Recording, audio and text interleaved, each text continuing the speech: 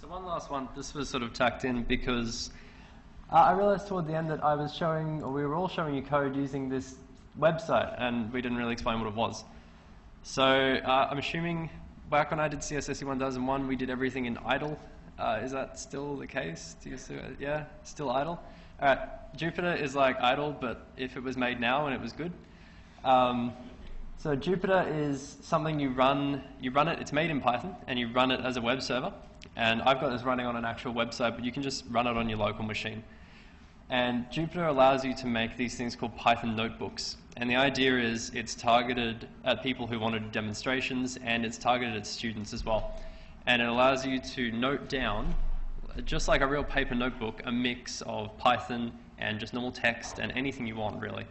And it has a lot of stuff that idle doesn't have. Like, I guarantee you idle can't do anything involving showing you matrices, and I guarantee you that idle can't do 3D plots. It's basically idle, but just way better. It's a little bit more complicated to set up than idle. It doesn't come installed with Python, and it is made and maintained by a third party. But it's something usually along the lines of pip install Jupyter Notebook, and there's some documentation out for it.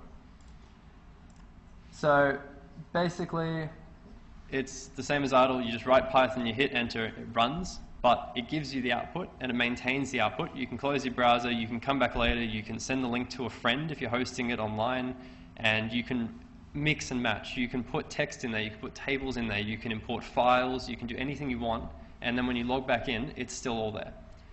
And you can run that any way you want. So I've got it running online. Any computer I could log into, and I could open up these slides, and I could run that code, and I can show you how that code runs, and I can get these graphs, and I can do anything I want. So I highly recommend using it. It's not that hard to install if just on your local machine. If you want to install it on a website and actually host it, it's a little bit more complicated. But just locally, it takes 10 minutes to get going, and after that, you've basically got idle but way better. And it does a ton of cool stuff.